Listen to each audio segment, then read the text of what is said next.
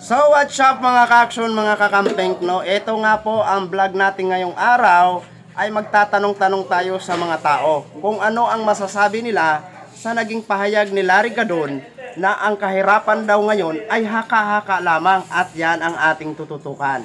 At malalaman natin kung hindi nga ba nararamdaman ng ating mga kababayan ang kahirapan na kinakaharap natin ngayon. Kasi ayon kay Larry Gadon, marami daw nakabili ng mga kotse at marami daw pumupunta sa mga mall na ating mga kababayan. Kaya yun ang naging basihan niya na haka-haka lang daw ang kahirapan na dinaranas natin. Kaya wag na natin patagalin.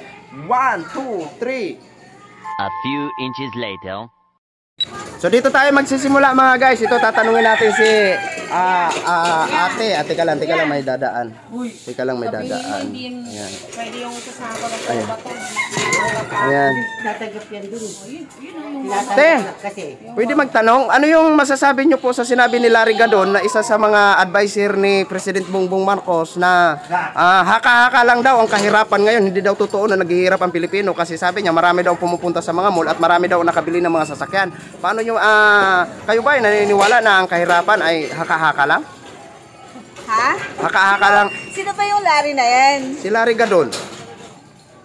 Sana siya yung nandito para malaman niya kung gano'ng kahirap ang buhay. O ibig sabihin, ramdam talaga ang kahirapan ngayon. Oo naman. Hindi ka naniniwala sa sa haka-haka lang. Hindi dahil isang totoo yun. Sa bigas nga lang, mahal na magkano 1 kilo. Sabi may may 20, 1 kilo. Nasaan? Kalahati lang pala. Wala pa nga di ba? Ibig sabihin, hindi totoo yung sinasabi ni Larry Gadon na haka-haka lang ang kahirapan. Hindi yung totoo. Sana pumunta siya dito sa lugar natin para makita niya. Okay. Sige. Maraming salamat ha. Dito tanungin natin si ate. Ikaw, ma'am, ano masabi mo sa sinabi ni Larry Gadon na ang kahirapan daw ay haka-haka lang? Ano nga kakatotoo yung sinasabi niya na gano'n? Hindi totoo yun. Dahil kasi, ang manok nga lang magkano na? Dati 120. Ngayon ang manok 175 na. Ang baboy, bakit gano'n kataas? Samantalang nakakapagbaboy pa sana kami. Ngayon hindi na. Imbis na baboy, dilatan na lang. Dahil wala na kami ibibili. Talagang mahirap na. Kasi sabi niya, ang binabasihan kasi niya, ma'am, marami daw nakabili ng mga kotse. At marami daw pumupunta sa mall ng mga kababayan natin. So ibig sabihin, mayaman daw ngayon. So kaya nasabi niya, haka-haka lang ang kahirapan. Sila lang yun. Sila ang meron. Yung mga siguro nakinabang sa malaking pero kami dito, wala. Talagang mahirap. Yun mo nga yung mga bubong namin, butas-butas na, binabaha kami. Ang baha dito hanggang bewang, kaya hirap kami. Kaya nagreklamo talaga kami sa kahirapan. Dito, binabaha to dito, ma'am? Oo naman. Tingnan mo, nakapalinis kami. Baha dito hanggang bewang. Nagpalinis kami. Ayan, makikita mo pa yung mga hinahakot na basura. Yung mga galing dito sa dito sa aming mga kanal. 35 yata kulay Ito yung mga basura na nakuha. Sa kanal. Okay. Ito naman si ma'am. Ma'am, anong masasabi mo sa sinabi ni Larry Gadon na haka-haka lamang ang kahirapan daw? Hindi daw totoo na naghihirap ang Pilipino. Haka? Oo. Wala naman haka-haka sa kahirapan Kasi, yung panahon noon, yung dilata, 7-8. Ngayon, 20-30 na. Paano mo masasabing haka-haka pa rin ang kahirapan? Mas maganda yung nagsasabi na haka-haka. Tumira siya sa mga mahihirap para alam niya. Para ramdam niya kung anong hirap na naranasan ng mga mahihirap. Okay. So, ibig sabihin, ramdam talaga natin ang kahirapan. Oo. Hindi lamang haka-haka. Lalo na sa mga walang trabaho. Minsan lang may trabaho. Ramdam talaga yung hirap. Okay. Sige po, salamat po sa inyo ha. Thank you. Ingat po kayo dyan ha. Ingat po kayo. Dito tayo lalabas. Ito naman si Kuya.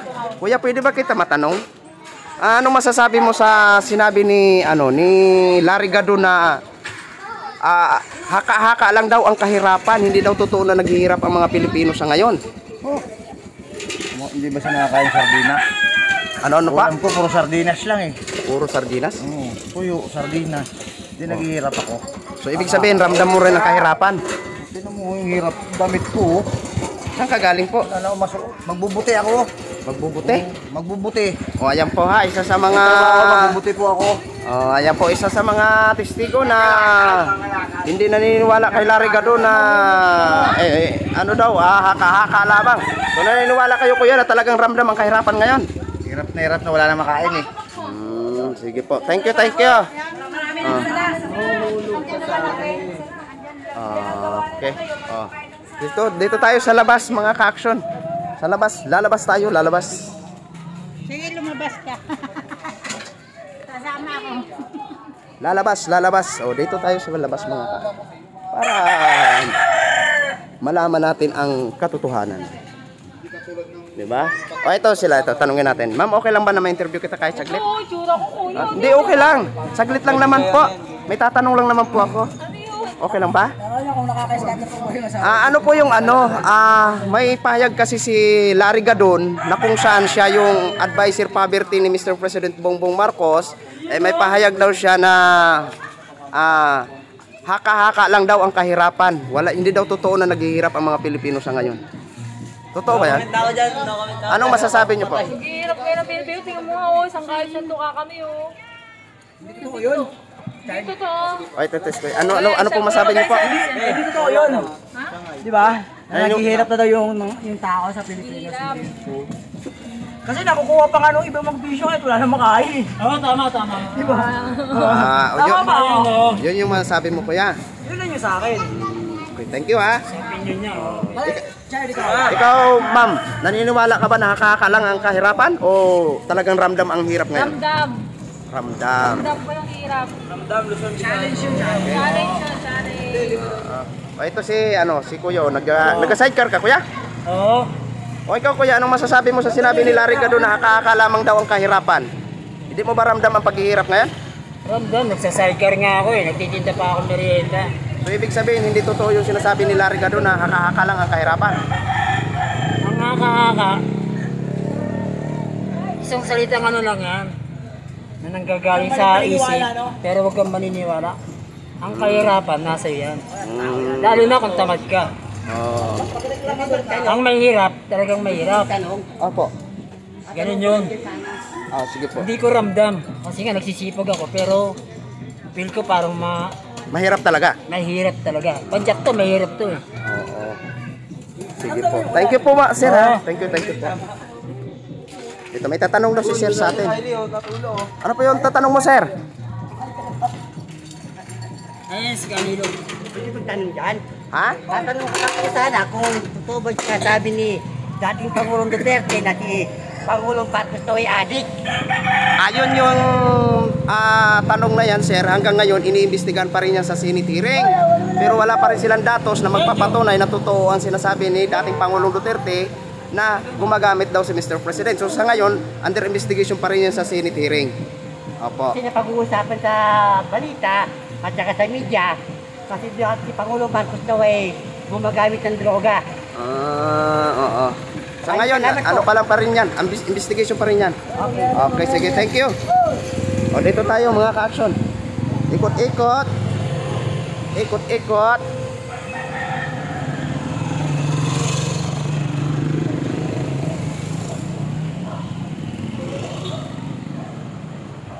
Saan tayo dito? Magsuroy-suroy ito mga ka-action. Suroy-suroy. Hello! Ano yan, pagkain?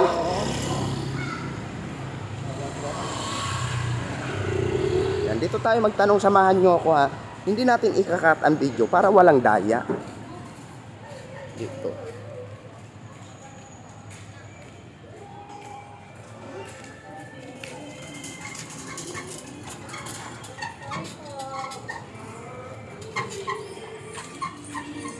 Yan. Hey, si Ma'am.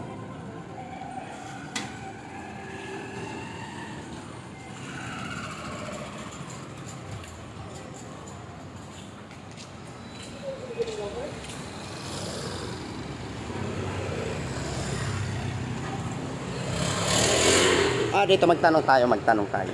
Ayan, hello, good morning. Okay lang ba na magtanong kahit konti lang? Ito po. Ano po masasabi nyo kasi may isang pahayag si Larry Gadon na kung saan siya ang advisor poverty ni Mr. President Bongbong Marcos Sinabi kasi niya sa isang pahayag na ang kahirapan daw ay haka-haka lamang, hindi daw totoo na naghihirap ang mga Pilipino. Ano masasabi niyo po? Totoo o hindi? Hindi. Ramdam niyo po ang ang paghihirap sa ngayon? Oo naman, ever since naman kasi andito naman. Andiyan na tayo, ever since naman, andiyan na yung kahirapan. Ang problema na kasi sa bansa natin, hindi nasusolusyonan. Ang nangyayari kasi, improvement, samantala yung mga maliliit nating kababayan, hindi naman nila nagtutulungan. Puro sila pangako, wala man silang ginagawa improvement. Ang gusto kasi ng tao na makita sa atin, yung improvement, lalo na sa pinamababang sektor. Kagaya ng mga taong talagang kailangan ng tulong. Yung mga taong nasa kalye, yun talagang nangangailangan ng tulong. Kasi ang nasasabi nilang nagagawa nilang tulong sa bayan, kung ano lang nilang naipapakita nila. Yun yung dapat na nakikita dito sa bansa natin. Yun yung pagkukulong sa sistema ng programa at saka labas dito sa Pilipinas. Kasi sabi ni Larry Gadon, marami daw ang namamasyal ngayon kung saan-saan ang mga mall na ating mga kababayan, dagsaan daw. So ibig sabihin daw yun, ang ginbasihan niya, hindi daw naghihirap ang mga Pilipino sa ngayon. Sa tingin niya ba, lahat ba na nagpapasyal sa lahat may mga pera? Iba kasi pumupunta lang mo para lang makapag-relax lang, makalis sa kinalalagyan nila sa buhay, makaiwas man lang sa stress na nararanasan nila. Kasi kung titingnan mo ang realidad ng buhay, sa bawat sulok ng Pilipinas, nakikita mo naman kung talagang may improvement. O siguro may improvement, sabihin na natin 50-50. Pero yung 50% pa rin, nakikita mo, lubog pa rin ang bansa natin. Kasi kung there's an improvement, sana hindi tayo namumulay sa ibang bansa, sa Asia. Tama. Okay, thank you po ha. Yes po. Ikaw ma'am, ano masasabi? lang po yun sa akin Respeto lang. Ikaw po ma'am, ano masasabi mo? Naniniwala ka ba na hindi naghihirap ang Pilipino? Okay, sige. Salamat ha, thank you. Dito tayo.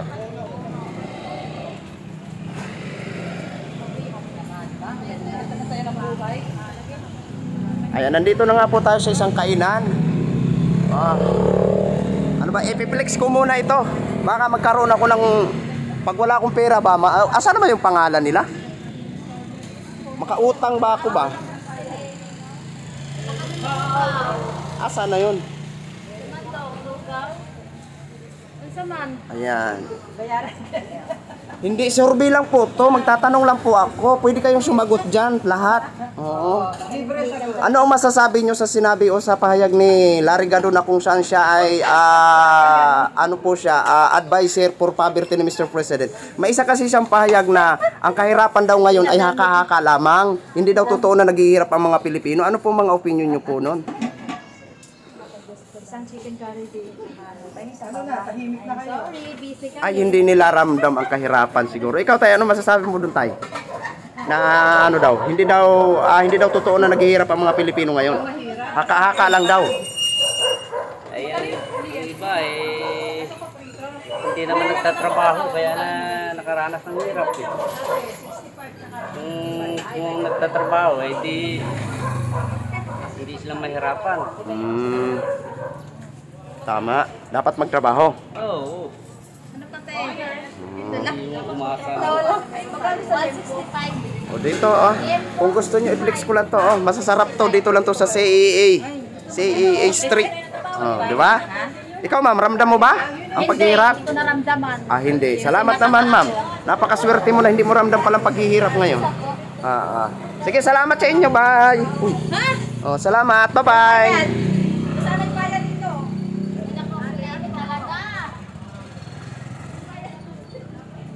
Dito tayo. Ayan, dito. Good morning, ma'am. Sir, okay lang ba na magtanong? May ano po kasi, may pahayag kasi si Larry Gadon na kung saan siya po ang advisor ni Mr. President Bongbong Marcos regarding sa poverty. May pahayag kasi siya ma'am sa kanyang interview na ang kahirapan daw ngayon ay hindi totoo. Haka-haka lamang daw ang nasabing kahirapan. Hindi daw totoo na naghihirap ang mga Pilipino. Anong masasabi mo doon tayo? Haka-haka lang ba talaga? Ang sabi niya, haka-haka lang. Oo nga, ibig sabihin, huwag tayo na maniwala sa mga chismis na mga nakapabalitaan natin. Ibig sabihin kung ano, tinumok ni Presidente. Ni Gadon. Ni Larry Gadon. Si Larry Gadon po ang may sabi na hindi daw totoo na naghihirap ang Kami Pilipino. naniniwala naman sa mga gano'n, nakakaakala. Huwag nating pakinggan kung ano yung paninira sa mga bahala na sila. Sila nagdadala nyo eh. Basta Pero kami- tanong ko lang tayo, Po. nararamdaman mo bang kahirapan ngayon? Opo, medyo lang po na konting kahirapan pero may kasiglan din minsan.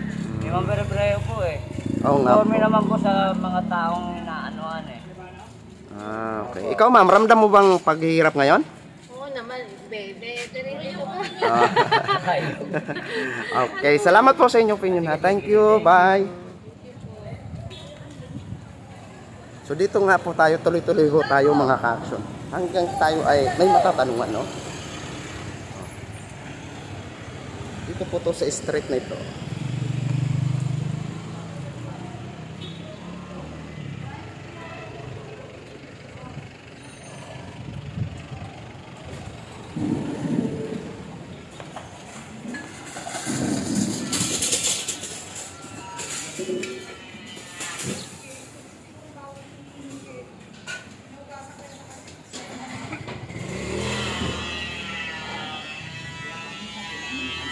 Mas maganda to, walang kurok at mga kasyon. Huwag natin putulin ito. Mga ganito. Yan, magtanong nga tayo dito. Ayan. Sir, okay lang ba magtanong? Okay lang ba magtanong sa inyo? Ano po yun, sir, na may ano po kasi si Larry Gadon na kung saan siya po ang advisor of poverty ni Mr. President Bongbong Marcos. May pahayag kasi siya na sinasabi niya hindi daw naghihirap ang Pilipino ngayon. Haka-haka lang daw ang nasabing paghihirap. Para sa'yo, sir, haka-haka lang ba o ramdam mo talaga ang paghihirap? Ay, medyo ramdam talaga. Kahit tumaas yung bilihin. So, ibig sabihin, ramdam talaga? Umabot ng 60 lang. Isang kilo. Okay. So, kumusta naman pala po ang pagsa-sidecar nyo, sir? Sapat naman Yung makaraos din. makakaraos din. Okay. So, naniniwala kayo na ramdam talagang kahirapan? Sige po, sir. Thank you. Dito tayo mga ka-action. Maganda yung isa-isa lang.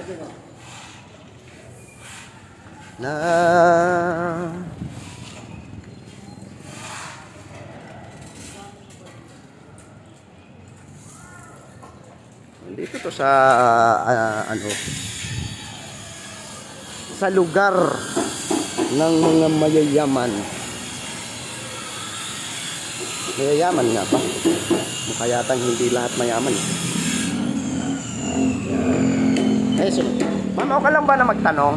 Okay lang na magtanong sa'yo. Simple lang po ang tanong namin. Ma'am, ano po ang masasabi mo sa sinabi ni Larry Gadon na kung saan siya ay advisor for poverty ni Mr. President Bongbong Marcos? May pahayag kasi siya na hindi siya naniniwala na naghihirap daw ang mga Pilipino ngayon. Haka-haka lang daw yung paghihirap. Naniniwala kayo, ma'am, na hindi naghihirap ang mga Pilipino ngayon? Ha? Hindi ka naniniwala? So, Hirap ang mga Pilipino. ramdam mo ngayon ang paghihirap. Okay. Sige po, ma'am ha. Thank you, ma'am ha.